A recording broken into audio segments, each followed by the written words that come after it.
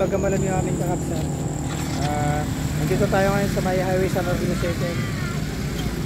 Ito, time check, alas 5 na yata ng hapon. At ito, kasama ko sila Ading Kiko na nagbaba ng mga paninda rito. Meron dito ang mga singkamas, sibuyas, kamatis, bagoong luya. Ayan. Ito naman yung mga isda. Nandito yung mga isda na paninda. So, ito, papakita ko sa inyo pala mga ka-take care. Yung rainbow sa Sierra Madre, ipapakita ko sa inyo. Ayan ang mga ka-take care, oh. Yung rainbow. So, napakagaling talaga ng Panginoon mga ka-take care, no? Kasi kung isipin nyo, nagkakaroon ng rainbow sa mga mabundok na lugar. Ayan, oh.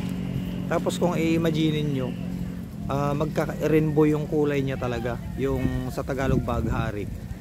Kung isipin nating mabuti, paano nagkakaroon ng ganyan. Tapos iba-ibang kulay pa, kulay orange, pink, green, yellow, tapos parang may purple pa, oh.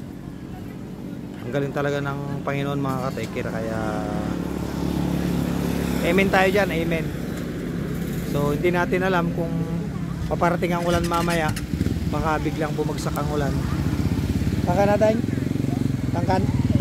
Shoutout kay Ading Kiko, papunta na siya sa Rosales.